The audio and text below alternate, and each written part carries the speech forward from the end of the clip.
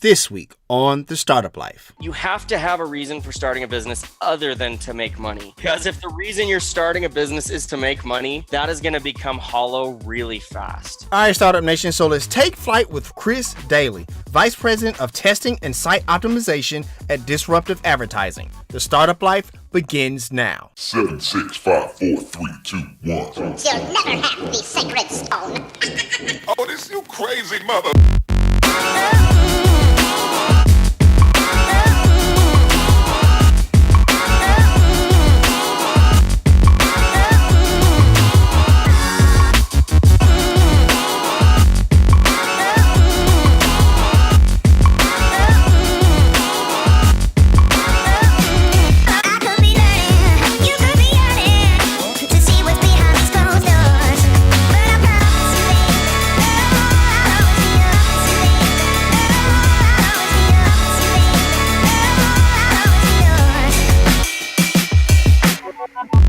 Hey, Startup Nation. Do you enjoy the Startup Life? Now you can let the world know with gear from the show. Choose from the label yourself, make your own look, and Making Money t-shirts to tell your story of your path of entrepreneurship. Click the link in the show notes to purchase. All right, Startup Nation. So I hope you're ready to receive some value today. This is Dominic Lawson of The Startup Life, brought to you by the Binge Podcast Network. Today we have Chris Dayley on the show. What's going on, Chris? Hey, just loving life right now. Thanks for having me on today. I hear that. Are you ready to pour some knowledge into Startup Nation today? I'll do my very best. Awesome. So let's do it, man. So tell us about your story of entrepreneurship, and then tell us a little bit about daily conversion and then disruptive conversion, because we went through a merger, if you will, right? So kind of just tell us all about that a little bit. So I'm not your typical entrepreneur in the sense that I have not always wanted to start a business. In fact, when I first started going to college, I was a video game junkie. I was one of the laziest students you've ever seen. I probably failed more classes than I passed. And so, and at the time, this is about a little over 10 years ago, I had no idea what I wanted to do. I was just trying to make ends meet. So I went out and I got a sales job selling for a company that did digital marketing. I didn't know anything about digital marketing. I just wanted a job. And I fell in love with what I started selling. So at the time I was selling search engine optimization, which is all about, getting companies ranked on Google. And the idea just fascinated me. Like, I had no idea that there was so much work that went on behind the scenes. So I started to fall in love with the industry. I applied for an internal job after, 4 or 5 months of doing sales. Gotcha. And got it. And so I started my career in digital marketing that way. So fast forward about 4 years, I started doing search engine optimization, driving traffic to websites. The company I was at the time, we were having a conversion problem. So we were getting people to the site, but they weren't doing anything. Right. And so I'm sitting there trying to figure out, well, how come nothing's happening? Like, what's going on? And that's when I discovered the field that I'm in now, which is conversion rate optimization. I discovered that you can run tests on a website. You can test a couple of experiences against each other and see which one performs better to learn what people actually want.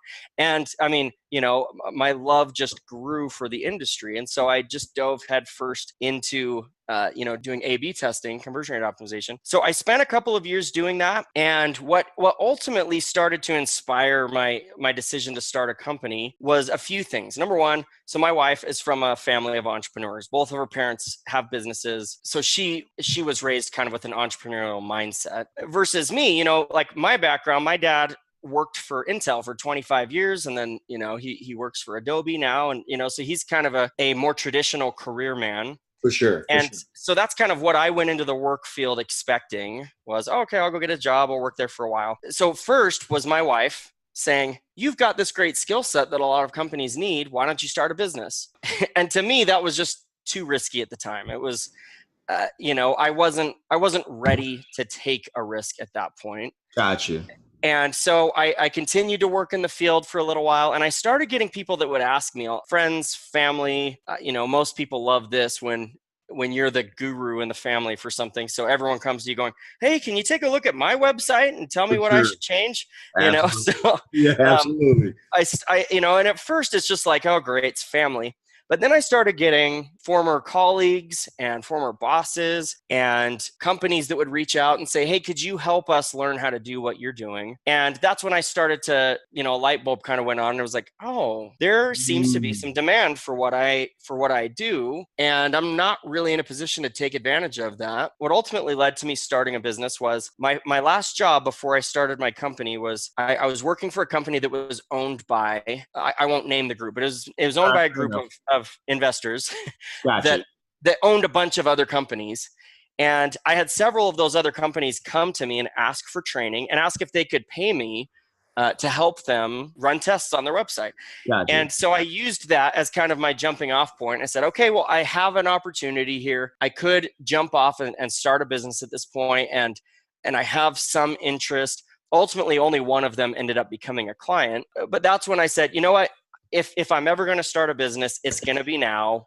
Absolutely. I think the older I get, probably the more risk averse I will become. And so what the heck, let's try it out. So what I did, I met with a bunch of different mentors, a bunch of different entrepreneurs, and asked them, if I'm going to start a business, what advice do you have? And I got a lot of really great advice. Some of the advice that I got, I think 2 pieces of advice that I got that were very influential. Mm-hmm. One was from a guy that has successfully started multiple businesses here in Utah, just kind of a serial entrepreneur. And his advice was, he said, don't kid yourself. Don't be the pipe dream entrepreneur. Set some realistic goals for yourself and have a timeline for yourself. Absolutely. If you haven't accomplished these goals by this date, you'll give it up. Because a lot of entrepreneurs start businesses with these great, grandiose visions, and they just drag their family along with them for 10 years before they finally realize this isn't going to work out. And so I set some milestones for myself. I said, here's where I want to be revenue-wise by 6 months. Here's where I want to be revenue-wise by 12 months. Now, I was starting an agency, and so if I was starting most other kinds of businesses, those would be ludicrous goals to set in place because, most businesses don't turn a profit in their first year. But, since I was starting an agency and by 12 months, I want to be making close to what I was making when I left the workforce. So that was the first piece of advice that was very influential. The second piece of advice that was very influential was actually counter to the goals that I set. But the second piece of advice that I got was, you have to have a reason for starting a business other than to make money. For sure. Because if the reason you're starting a business is to make money, that is going to become hollow really fast. You're going to lose motivation. You're either going to lose motivation when you don't make enough money, or you're going to lose motivation when you make more money than you thought you would. And so either way, you're kind of setting yourself up for failure. I put together kind of my why, like, why do I want to do this? And initially it was because I wanted to make an impact. I wanted to help businesses make smart decisions. And then over time, it became, I want to build people. I want to build experts in this industry. I want to build a company. But I didn't originally set out to start a company, like to build a company with a bunch of employees. So that kind of, that story we can talk through, that leads into the merger of why I ended up merging. But that's kind of what led to me starting my company. And within the first 4 months of starting my business, I had already exceeded my 12-month goals. Wow. And so I was very, very excited. I was a lot more successful than I ever anticipated I would be. And that brought a whole host of new challenges with it. Now, Startup Nation, I hope you caught some of those nuggets. I think the first one that really sticks out is like to really love what you do. Because when Chris talks about if you don't make enough money, you'll get discouraged. And if you do make more money than you expected, then, you kind of lost that hustle, that grind, if you will. So I think that's a very important nugget that Chris pointed out. So Chris, let me ask you this, man. Tell us a little bit about the merging process, because when you're merging 2 companies, you're not just merging just the 2 companies, you're merging cultures, you're merging philosophies. Tell us a little bit about that process. And also, how's it been working with Jacob Baadsgaard, the CEO of Disruptive Advertising? Yeah, so it was a really difficult decision for me. So what led to me wanting to merge, I kind of alluded to, which was I realized after about a year of running my business that I actually wanted to build a company. I wasn't sure if it was just going to be a lifestyle business or if I actually wanted to set out to build an organization. Mm-hmm. And I realized after about a year of starting my company, I did want to build an organization. I loved developing people. I loved building expertise in other people. I loved creating a career for people. And I also realized that I wanted to make a much larger impact than I could make by myself. For sure. On the business world. And so, I started to realize, you know what, like in order to really do what I want to do, I need to build a business. And so as I started doing that, as I started hiring employees and I started working on scaling, there was just all kinds of challenges. I mean, any entrepreneur who, starts a solopreneur business and then starts working into a business with employees knows of some of the challenges. It's like you already have your plate full with just the day-to-day of the business, whether it's financial things, whether it's, managing client relationships, or it's actually executing or working like in the business. There's all kinds of challenges that just eat up your whole day. And then you add on top of that training employees, it becomes a lot really fast. Looking forward. So I kind of created a, like a 2 to 3 year plan for myself of here's how I'm going to scale the company. And when I met Jacob Baadsgaard, who's the owner of Disruptive Advertising, I actually met him about 3 months into starting my business. So okay. I met him at a local networking event. That was one of the ways that I practiced pitching my business. Was I attended as many networking events as I possibly could in Utah, and it was great practice for me. It was practice of getting me out of my comfort zone. It was practice of, when you start a business and you've been an employee your whole life. Absolutely. It's kind of intimidating to go and talk to other business owners. Like you don't have a lot of confidence in yourself. It's like, I don't belong with these people. These people are smart and successful, and I'm dumb, and insignificant. And so you have to break through that mental barrier. You have to break through that mental barrier, feeling like you're not good enough, feeling like you don't belong with these other successful people. You have to believe in yourself. And so that's one of the things that going to those networking events did for me, is it helped me to realize I have something valuable to offer. Right. And you know what? All these other guys that I feel really scared of and are really intimidating are just normal dudes like me, or normal women like me, like they're just normal people. And so it was a great experience. So I met Jacob Baadsgaard and we sat down together. And at that point, he actually wanted me to merge my business with Disruptive. And again, this was 3 months in. And so I didn't actually know what I wanted to do with my business. And I was not interested at all in his offer at the time. And so we parted ways, and he kind of tried to start a division of Disruptive that did what I do, and was not very successful with it. And meanwhile, I went and got my head on straight and figured out what I actually wanted to do. And so, fast forward a year and a half from there, we sat down and said, you know what? Like, I've got this 3-year plan for myself. And if we merged businesses, it would become like a 3-month plan instead of a 3-year plan. I could really accelerate my plans of what I want to do. And, for Disruptive, they were saying, we've been trying to start what you're doing and we can't figure it out. So we're going to accelerate what we want to do. So that was the first piece, is there a good fit of thing about merging? So does this accomplish my business goals? Does this add to my career and business progression, or does it detract from that? Do I feel like there's enough benefit here, enough upside for me to want to step away from being the sole owner of the business? So all of those boxes were checked. And then the next piece, when you're thinking about merging companies, is what you just brought up. So, okay, it makes business sense. Does it make people sense? Anytime you partner up with somebody, it's a very big decision. I mean, it's comparable to marriage, really. Absolutely. You're essentially marrying this person. They become your business spouse. And so we kind of went through a courting process of getting to know each other. Like, how do you work? How do I work? What motivates you? What are your goals? What are my goals? Do they align? And do we even get along? Do we like each other? Right. That was a really important thing for me, because I had offers, and I had offers before from other companies that wanted to integrate my business into theirs. And I did not like the owners. And it was like, we're going to be working together a lot. We better get along. So I went through some of those things, some of the gut checks of, how do I feel about this? Do I feel good about it? Do I feel good about working with Jake? Do I feel good about the direction of the company? Do I like the other people that he has at Disruptive? Does he like kind of what I've built and the people that I have and those types of things? And I mean, ultimately, it just felt like a great fit, and it has been. I mean, it's been about 2.5 years, almost 3 years since we merged. And there is not a day that goes by that I'm not grateful that I made that decision, because it did all of the things I hoped it would do. And there were none of the things that I was fearing in terms of working with a new business partner.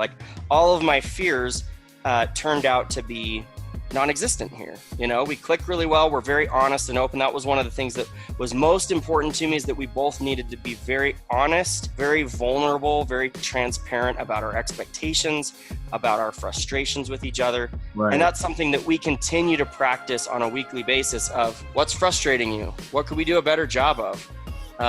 Let's be real with each other and talk about our expectations and talk about our goals. So yeah, it's been a really great move for me, and it was a hard decision, and it was, I think, the right decision for my business. And sometimes that you have to make those hard decisions, right? So I appreciate you sharing that. It was not an easy decision to make. Because and you also brought up another interesting point where you talk about the networking. I thought that was very interesting, because we do have a lot of people that are kind of afraid to network, and they feel exactly how you were saying that you felt, as far as like all these people are on another level than I am. Like, who am I? I'm just this little peon. So I'm glad you pointed that out. I appreciate that. Well, and I'll tell you just an interesting experience that I had. So at one of the networking groups I went to, I sat down and people were, this was like, they had an organized activity. So it's like, you each go around and you say certain things about, your business, bring up something that you're struggling with, and you give each other advice. And I went like second and we had like a group of 8 people. And so I went like second. The first guy that went had this huge company, like, 150 employees and, probably $20 million a year in revenue. And, he's talking through all these struggles. And I was just sitting there with like this pit in my stomach going, I can't talk after this guy. He's talking about real business issues. Right. My business issues are like, I'm my only employee and, I don't know how to pitch my business. Like I had these things that, to me, I was sitting there feeling like I wasn't good enough to be there. I was feeling insignificant. So this guy finished, then it was my turn. And so I started talking about some of my challenges, and I was just very honest. And I didn't share how I was feeling. I didn't share that I was feeling like I wasn't good enough to be there, but it must have just oozed out of me on my facial expressions, because as I shared my business challenges, several people in the group said, I was in that exact same spot when I started my business. Like, that makes a ton of sense. And they treated me like, again, as an equal, as a peer, as somebody that had valid business issues.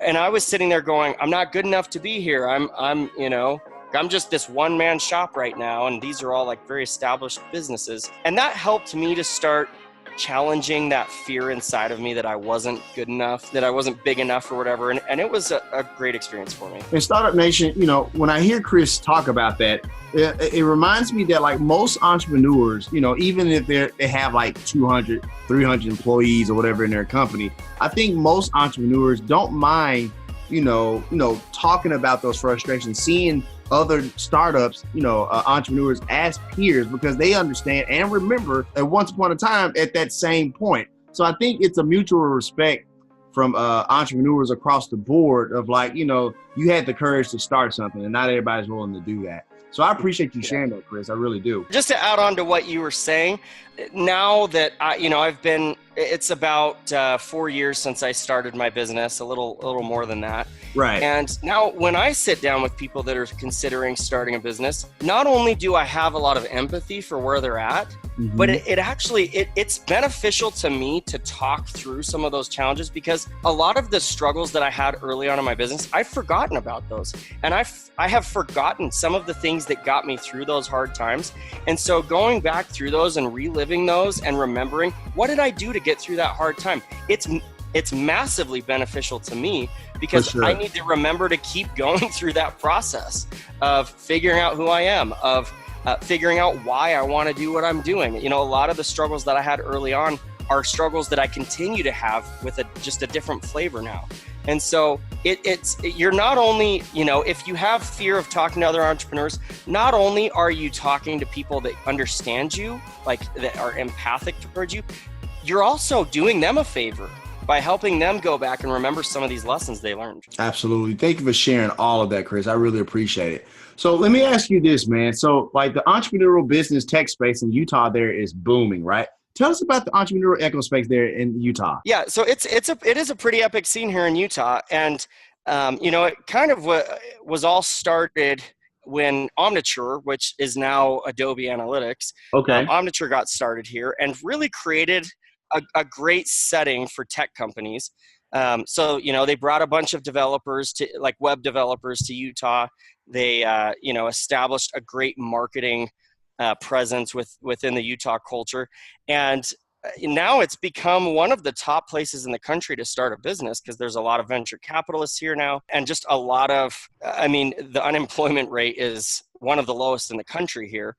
So there's just a lot of very talented people here, a lot of demand, a lot of supply, which is great for some things. It also makes it challenging for other reasons. So the benefit of having a booming marketplace is there's a lot of potential clients here for me, right? I'm starting a B2B business. For sure. And so there's a lot of people for me to talk to, and now at this point, that's less relevant. At Disruptive, we've got close to 600 clients now, and maybe 10% of them are local in Utah. Oh, wow.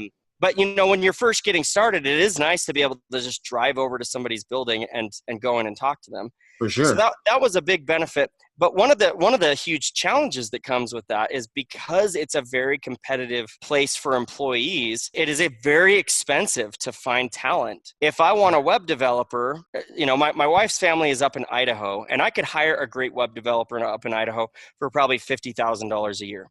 It's double that in Utah, at least. We're not going to find a good developer here for less than $100,000 a year minimum. And so there are challenges, especially when you're starting up. Like, there's no way you can compete with some of these large businesses like Adobe that, can afford to pay people whatever. And so that is a really interesting challenge to face as an entrepreneur, to go, okay, well, what am I going to do?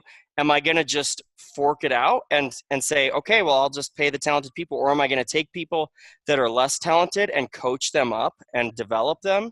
And if I do, then that comes with its own challenges, right? I'm not going to get somebody that is contributing at max capacity immediately. So it has been a really great learning experience for me in terms of my expectations for my business and my employees. Thank you for sharing that. Let me ask you this, Chris. Who or what inspires you as an entrepreneur? I know you have your wife there who kind of pushed you onto that entrepreneurial edge, but who else inspires you as an entrepreneur? So, my business partner, Jake, actually is continually one of my inspirations.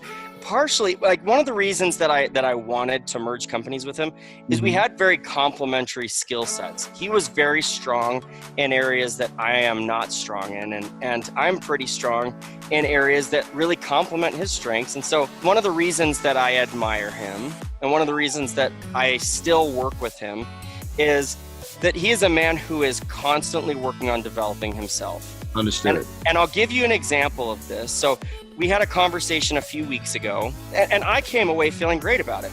Well, the next day he came to me and he said, Chris, I was just thinking about our conversation yesterday, and I said this and this, and I'm so sorry that you probably felt like upset about that, or like I wasn't being sensitive to how you're feeling or whatever. Like, I realized that what I said was insensitive and not appropriate, and I'm sorry. And I hadn't even felt upset about what he was doing, but he was looking at himself. He wasn't waiting for me to come and tell him to change. Like, he was looking at himself, working on developing himself and becoming a better leader. And so, he's constantly working with, professional coaches and that kind of stuff to improve himself.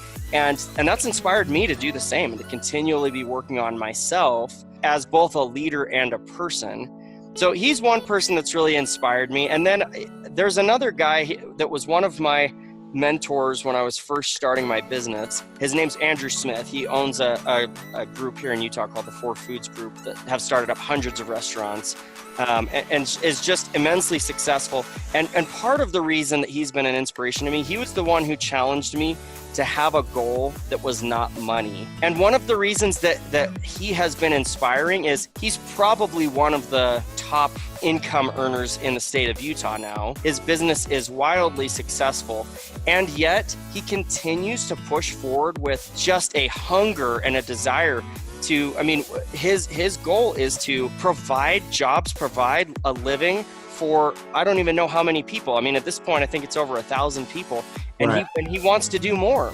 And I love that. I love to see that hunger and that appetite that goes beyond, that continues to inspire you even when you're making, millions of dollars per year. It's great to see that type of entrepreneurial fire inside of somebody. So those are a couple things that really are inspirational to me. For sure. Now, when you talked about Andrew Smith, and you talk about providing that living for his employees, right? Talk a little bit about the massive responsibility it is, like when you're making decisions for the company, to make sure you have their those employees or team members in mind, because we have a lot of people who start businesses and call themselves entrepreneurs and want to call themselves bosses, but they don't take into account the massive responsibility that comes with that. Talk about that a little bit, Chris, if you would. Yeah. And, it is such a hard balance as an entrepreneur, because I feel very strongly, and, Jake and I both feel very strongly that it's more important to care about the person than it is to care about the business's interests, like independent of the person. And so we try to always think about and care about the people that we're working with.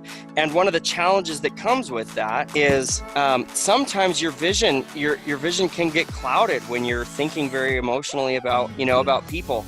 Absolutely. In fact, there have been a few situations where we've kept employees on a lot longer than we probably should have, because and really it was not that we cared about their feelings. It was that because we liked them, we didn't want to have a hard conversation with them.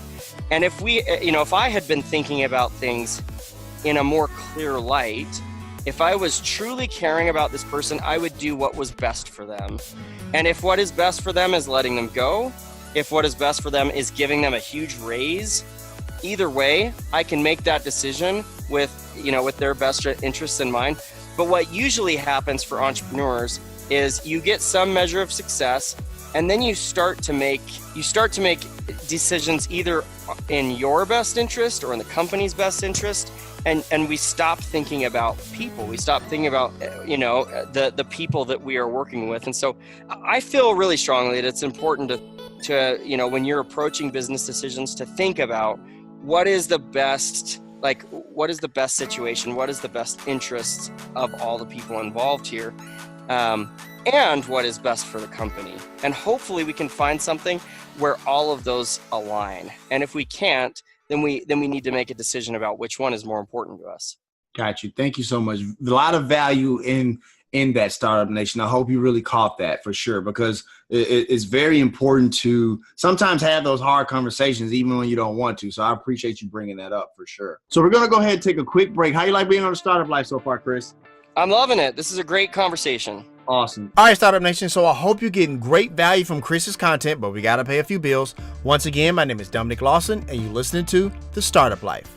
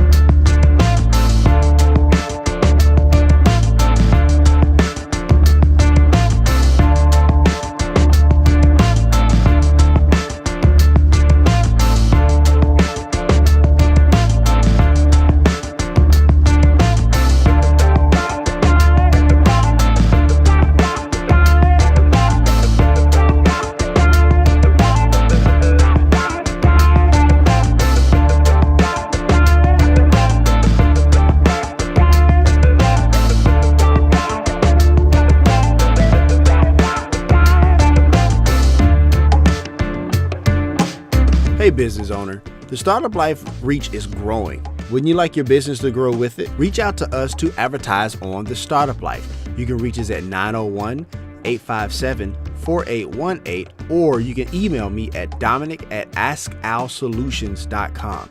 I mean, don't get me wrong, like this is a great music to have break on, but wouldn't this break sound a lot better with the same music but your business being advertised on it? Need more content from the Startup Life, you say? You can now sign up for the Startup Life All Access Pass on the Binge Podcast Network's Patreon page. There is exclusive content written by yours truly, video content where I share even more of my business philosophies, and whatever crazy content I can think of out of that crazy head of mine. And at only $5 a month, yeah, $5 a month, this is more content for you, Startup Nation, to really get ahead of your competition. So instead of upsizing that meal at your favorite fast food joint, you can now invest in yourself on your path to entrepreneurship. Click the link in the show notes to sign up. Let me ask you this, man. You know, a lot of times when we talk about entrepreneurship and starting a business and starting something new that sometimes, you know, either people have seen before, haven't seen before, whatever the case may be, but that risk part.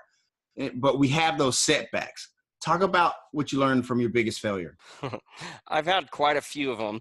Okay. I'll share the first big failure that I had, because I think it felt like the world was just falling apart around me. So I mentioned earlier that my first client that I got came from a contact that I had at my previous job.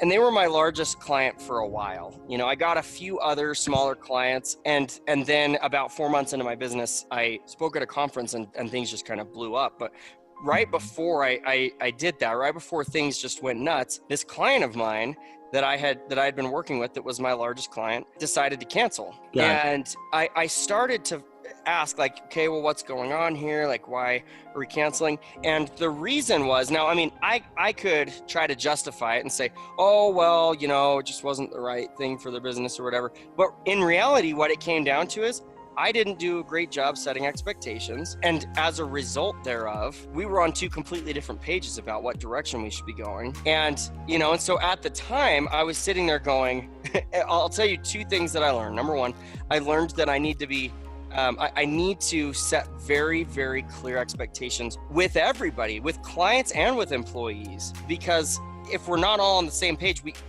could both be doing what we think is best, and it's heading in two completely different directions. And that just sets everybody up for frustration and failure.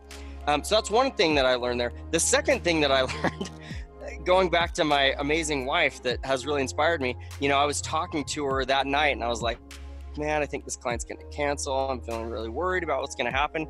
And she goes, well, do you have some other clients that, you know, like in your pipeline? Like, are there some other clients that we can start working with? Right. And like, I'm sad to say, I was like, oh, yeah, maybe I should spend some time doing sales.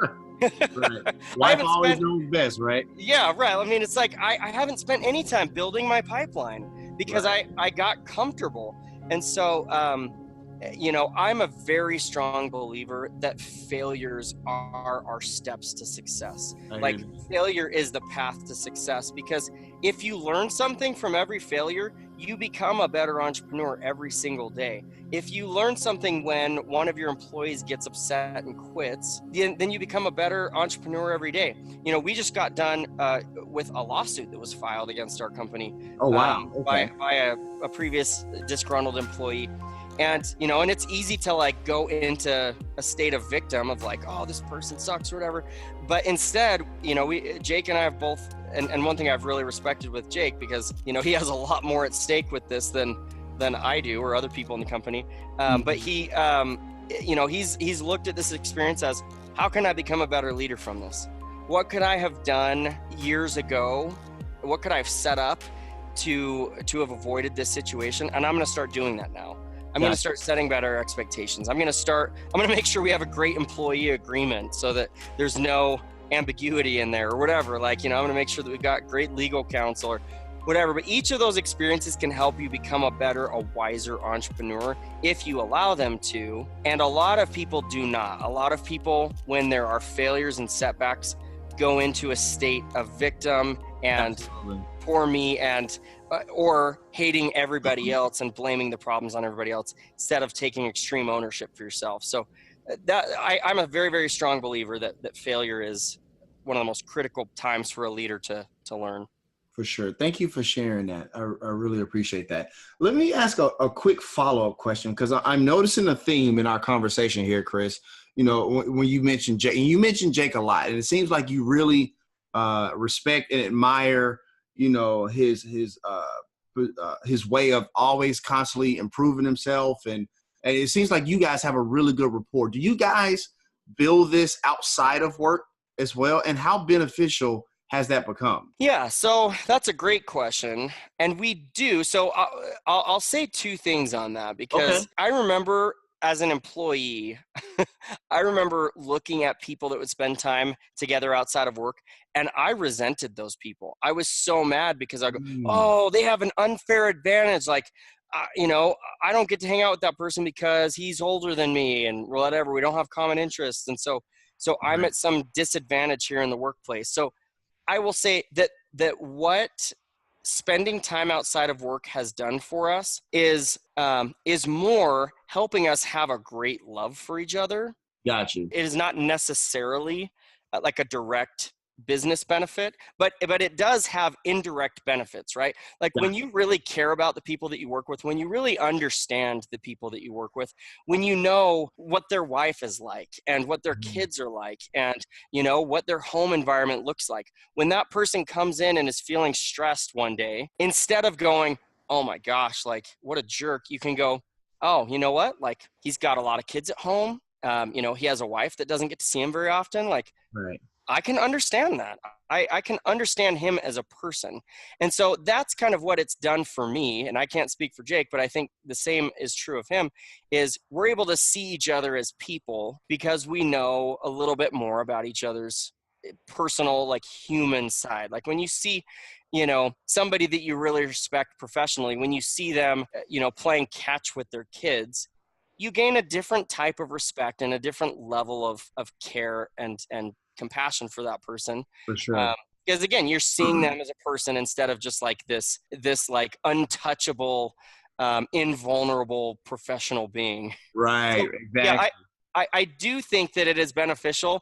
And if you don't have that, for people that don't have that with their business partners, with their employees, you can still get that in other ways.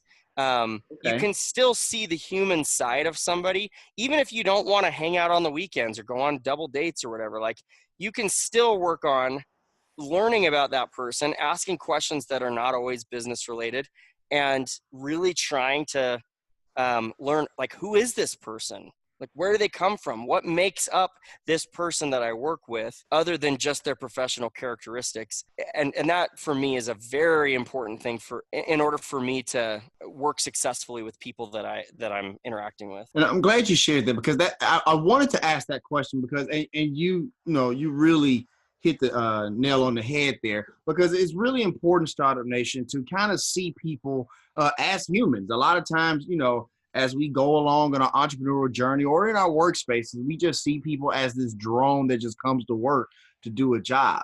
And so we kind of get frustrated with them when they come to work and something's kind of off, or whatever the case may be, and they're a little upset or they're a little off, or whatever the case. And we just say, well, you need to, buck up, Buttercup. But like, I think what Chris is, no, seriously though, but I think what Chris is sharing with us is that, we sometimes, it's okay to socially invest in our team members and our employees, especially for the entrepreneurs. So thank you, Chris. I really appreciate you sharing that for sure. And one thing I will add on to that is it's also important that you do so with the right motive, because if your motive is to try to manipulate the political or power situation at work by saying, well, I'm going to get together with this person outside of work, so then they'll like me more, then they'll support my business objectives more. Like, that does not fly, because people can smell the disingenuousness on you. Absolutely. And it ultimately will end up tainting your relationship. And so it's important to have the right motives when you're going about this thing. I actually want to get to know this person, not like, what can I get out of this? Absolutely. Absolutely. You're absolutely right about that. Thank you for sharing that added piece. That's an excellent point. Let me ask you this, man. What's a popular misconception about digital marketing? There's a lot of, misconceptions. I will say this. There is a very popular misconception with digital marketing that it is easy to have quick success with digital marketing. And part of the reason that is a popular belief or a popular myth is because some people do have very rapid success with digital marketing. It's like you have a great innovative product and you have a really excited, passionate audience, and you start running ads online and you send them to your website and things just click.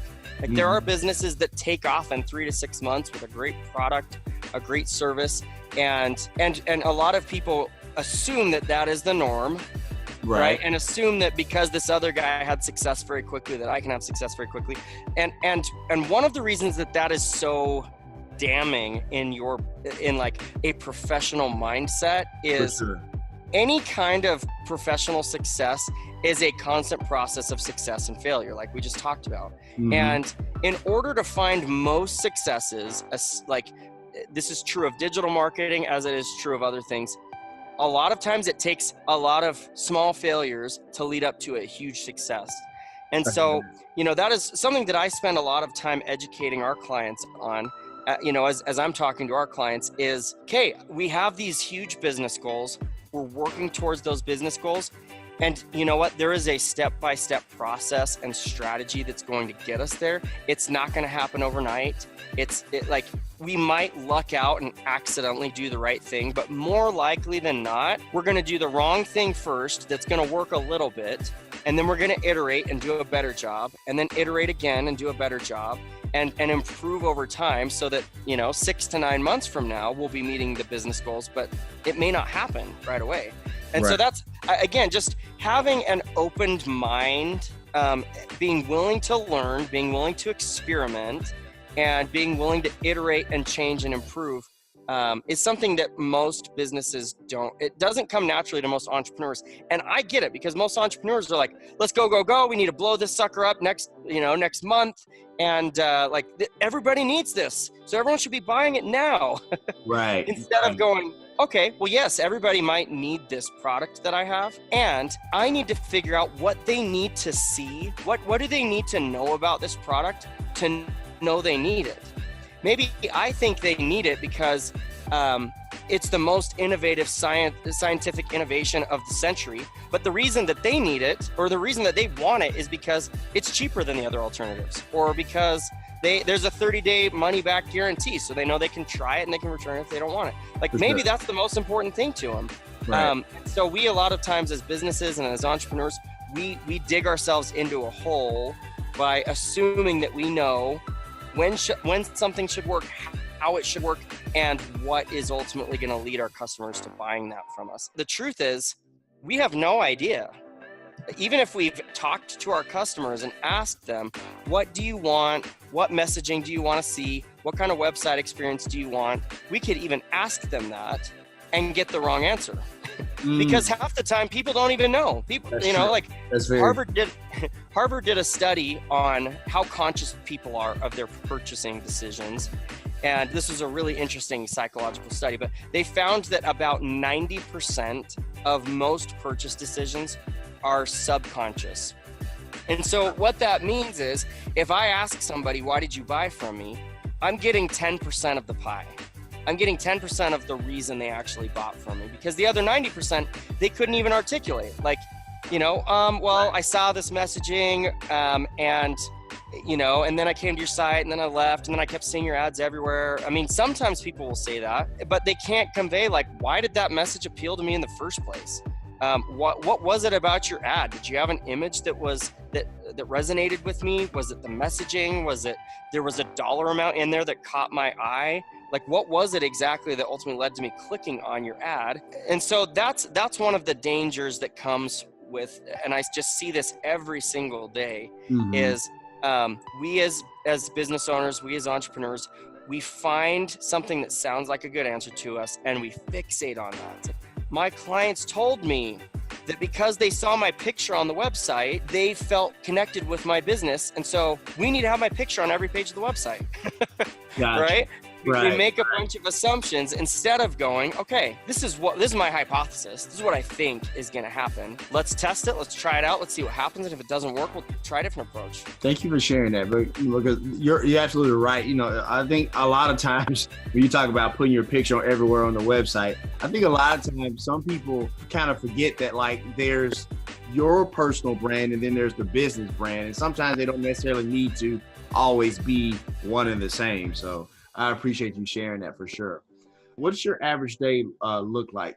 From sun up to sundown, be specific as possible. So kind of depends on which day it is. I try to get up pretty early a couple times per week. And when I say pretty early, I mean like between 4:30 and 5.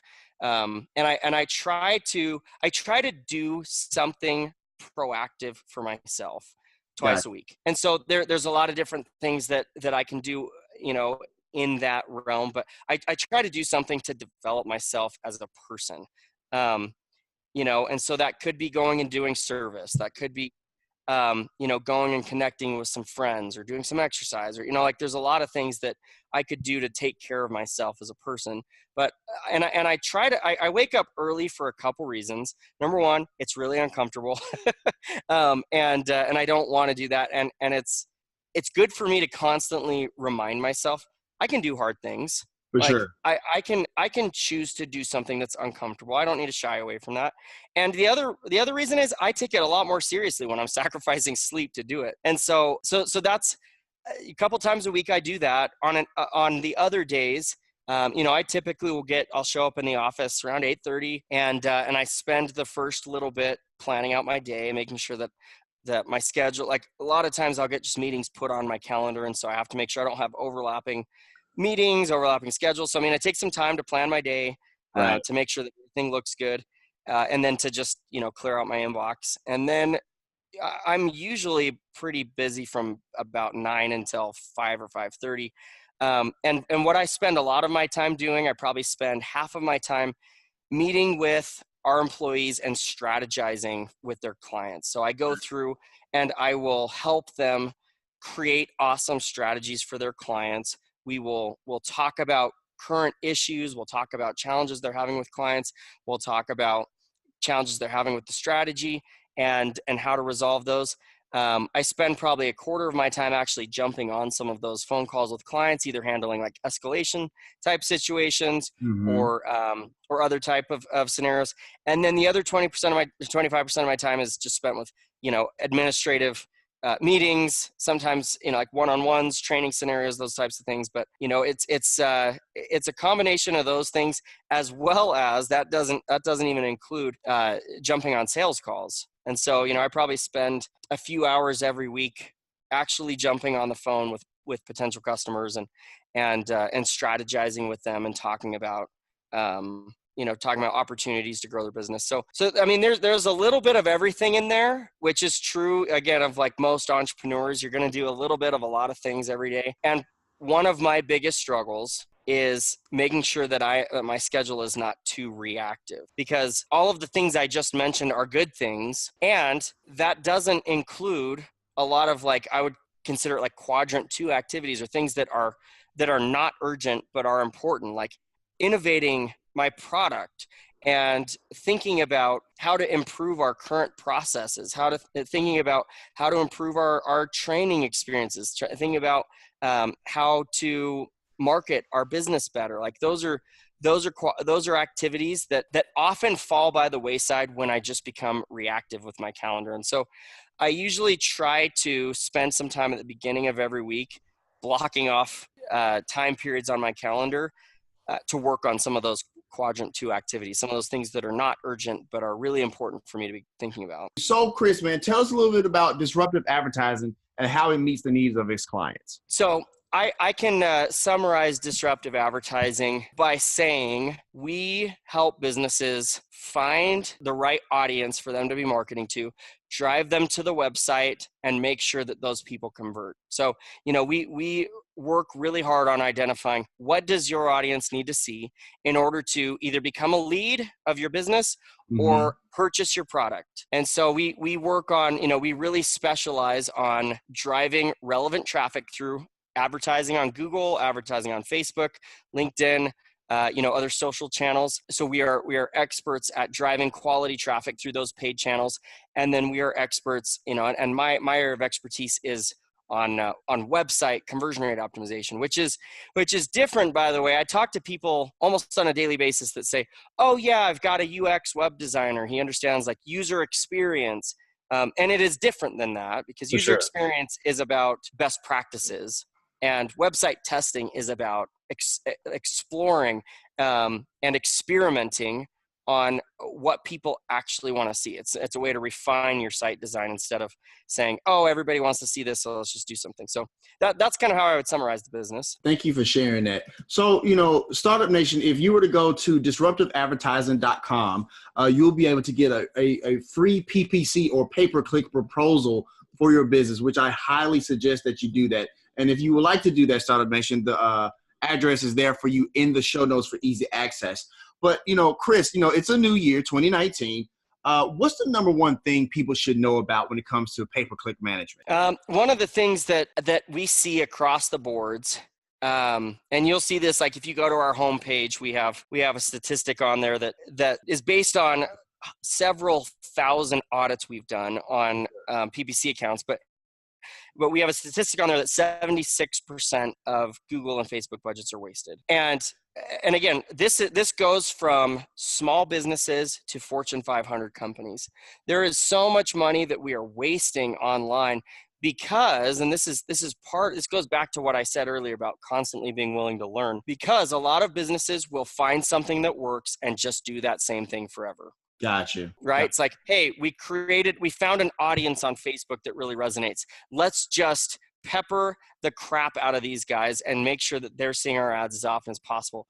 And we stop exploring, we stop experimenting, we stop going, yeah, we found one great audience. What if there are 10 other audiences out there that are also good for us that we're not currently taking advantage of?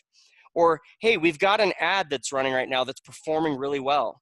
Let's start testing. Let's figure out why that ad performs so well, and let's create 10 others like it, so that we can really nail down and refine what it is about our messaging that is resonating with people. So yeah, I mean, a lot of times what happens is we will set up campaigns, they start to see some kind of ROI, and we just leave them because we don't want to break something that's not broken already. It's like Sure. we're trying. We don't think we need to fix anything because it's not broken. And so a lot of the opportunities that we see for helping our clients initially are, number one, let's figure out what you're doing that's actually working. And then let's identify, almost always there's something or several things that you're doing that is not working that you're not even aware of. So let's find out, what are the things that are not working? Are you showing ads to customers in locations that are very unlikely to purchase from you? We'll often go in and look at, where are the ads being shown? Where are we getting a lot of clicks from? Are those locations converting? If we have an audience on Facebook that's working really well, is it really working for all of the people in that audience? Or is there a subset that we really should be refining and marketing to, and the other 7% of it is wasted spend? So that's one of the things that we see pretty frequently. And then the other thing, going back to the website, that I would say that's very similar to this, is on the website. Most of the time, there's not a major problem on your website. So you're usually not going to be aware of the opportunities you have to convert more traffic on your website. And so again, one of the challenges is, we built a website, it's converting pretty well, let's just leave it alone. Or what businesses will say is, okay, yeah, well, we'll leave it alone, then we'll come back to that next year and we'll do a big website redesign. The challenge with just doing that, with just doing a website redesign each year, is you haven't really learned in the last year what makes a great website for your audience. You're just trying to take what you're already doing and make it look a little bit better, which won't really, in most cases, it doesn't really move the needle unless you have spent some serious time and done a really great strategy in testing your website experience and finding out, what is it about this landing page that people are responding well to? Is it the headline? Is it the content? Is it the testimonial I have on there? Is it the reviews that I have? Right. Is it that I have a great call to action? Is it that I have a great offer? What is it about this page that's working so well? Because if I don't know that, I'm operating blind as a business owner. I hear that. And so that's one of the things that, in 2019, if I could challenge every entrepreneur to do something, it would be to dig into the stuff you're doing well and find out, why is this working? Start getting experimental. Start challenging your assumptions about why things are working well. Run some tests. Challenge your assumptions. Dig deeper. Dig beyond the surface level of, we have a good ROI, and ask, why do we have a great ROI? Do we have a great ROI with all of our audience or just part of our audience? Are we converting well because our website is awesome? Or are we converting well because we have a decent product and we could be converting way better if we had a better website? Like dig in and ask some of those questions this next year, and you will become a much more educated, a much better businessman. Because next time you go to do a website redesign, you will know we need to have this, this, this, and this. And our website needs to say this. It needs to have this much content. It needs to have this type of image or no image or a video here, whatever, because I have data proving that that's exactly what we need. That's a really empowering place to come from as a business owner. Thank you for sharing that. I appreciate that. Also, Startup Nation, on the website, there's a blog, and one of the blog posts talks about the power of podcasting. So, Chris, I wanted to talk to you really quickly about why content marketing, whether it be podcasting, writing blogs, or whatever the case may be, why is content marketing so powerful for the entrepreneur? There's a lot of reasons, and let me first tell you why most people don't do more content marketing. Okay. I'll tell you why I didn't do content marketing for the first couple of years of my career. Number one, I told myself I didn't have time, which is a lie. It's just saying I would rather spend my time doing other things. All right. Number two, I hate writing. So like the idea of writing a blog post is just despicable to me. It's like it's pure drudgery. And part of the other reason is it doesn't usually provide an immediate ROI. And so a lot of times as entrepreneurs, we become fixated on things that are going to provide an immediate benefit to our business. Absolutely. And so why content marketing is great and why people should do it is any kind of content. If you're providing valuable content, whether it's in the form of a podcast or a blog post or a video or whatever type of content it is that you are creating, if you're creating good quality content, that can provide value for your business for many years. We actually have a blog post on our site that somebody at our company wrote 3 years ago that still to this day drives almost 100,000 visitors to our site per month. Wow. Just for a blog post. And it's because it was a very relevant, very well written, very useful blog post. And evergreen, right? It's evergreen. And so it's just providing value for us like years beyond the time it was actually written. And so with podcasts in particular, this like kind of scratches my itch in several ways. One of the things I mentioned, I hate writing, right? And so a podcast is a great way to sit down and talk about some real issues, like you and I have been talking about some real challenges that entrepreneurs face. For sure. That's valuable content. That's valuable information. I wish that I had listened to startup podcasts when I started my business. I wasn't really even aware that podcasts existed back then. I mean, that's how out of the loop I was, but some people are still there and don't know for sure. Yeah, but I mean, I wish that I had a podcast to turn to go, oh, I'm not the only one who faces these challenges. Oh, that's how this guy got through this challenge. Oh, that's really beneficial. And so, I mean, we can sit down and we can chat for an hour and we can talk about real issues and we can have a connecting conversation. And then it's put out there on the web for people to continue finding months and months and months later. And that provides, again, it's kind of the long-term strategic thinking. It's the type of crop, it's like a perennial flower.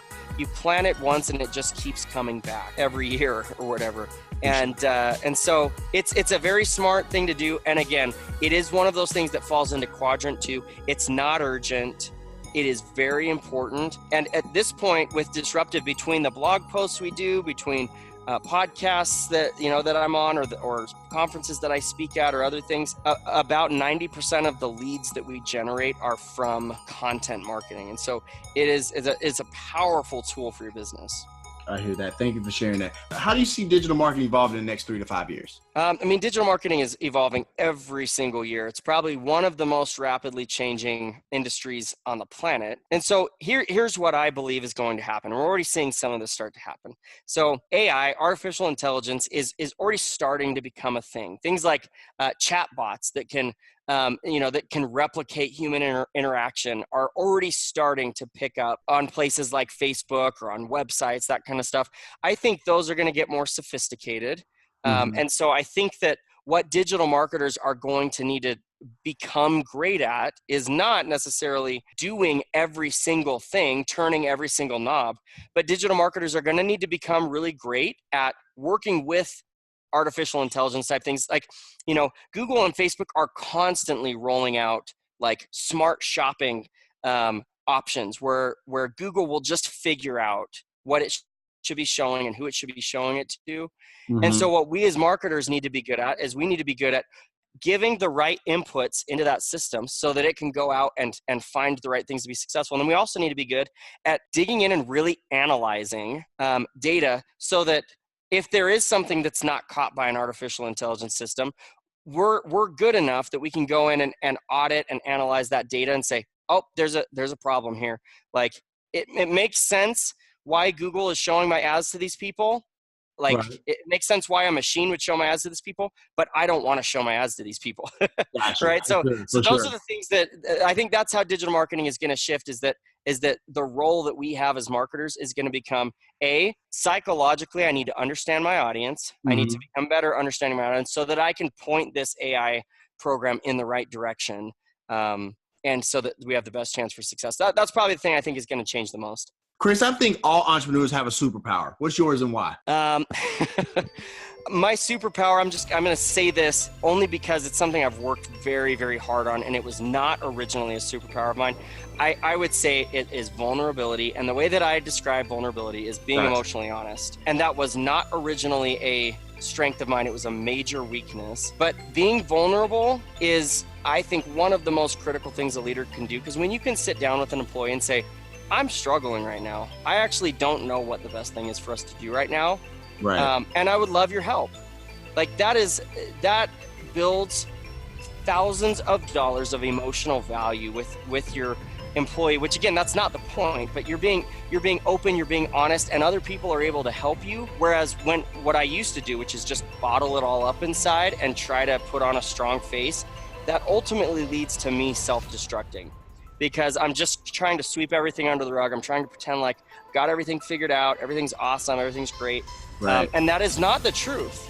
And when I put on this like Superman face that everything's awesome, everything's great, business is great, I know how to make every decision great, then my employees feel like they're not good enough. It's like, well, Chris has it all figured out, so I must suck, right? This is like, oh, Chris is a human being. He struggles, I struggle, I'll help him, he'll help me. Like, let's create a team effort here. So I think that is a really critical thing for most leaders to have, and it's something I work really hard on practicing every day. Once again, Chris, we want to thank you so much for coming on to Startup Life. You gave us some great value today. Any last nuggets of wisdom or words of encouragement you want to leave with Startup Nation? I actually have an offer that I would love to share with Startup Nation. So we love offers.